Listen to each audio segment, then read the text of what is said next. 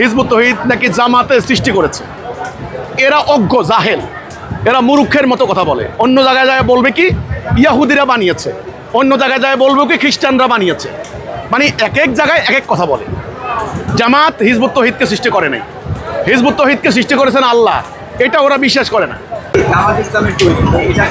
না, এটা তো একসময় এই যে কওমি আলেম বলছেন আপনি, কিন্তু আমরা কিন্তু পুরা কওমি মাদ্রাসার লক্ষ লক্ষ আলেম ওলামা, আমি কিন্তু সবাইকে ঢালাওভাবে দায়ী করি না।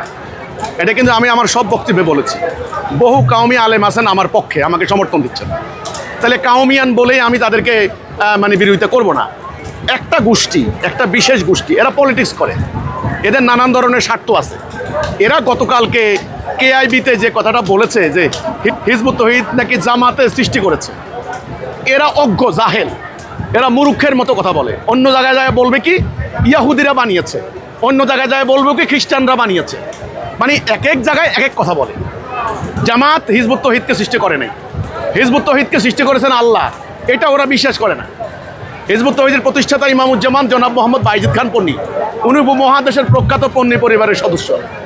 ওনার পরিবার কে না চিনে? কাজে একথা বললে হবে না যে জামাত, ওরা আজকে জামাতের বিরুদ্ধে, কালকে হিজবুত তৌহিদের বিরুদ্ধে, তরশু আরেকজনের বিরুদ্ধে। এটাই হলো ওদের মূল এজেন্ডা। ওদের কাছে আসলে ইসলাম নাই, কোরআনের কোনো ধারণা নাই, কোনো জ্ঞান নাই। এজন্য ওরা এর বিরোধিতা ওর বিরোধিতা করাই এদের মূল আলোচনা বা উপজীব্য বিষয় আমি মনে করি।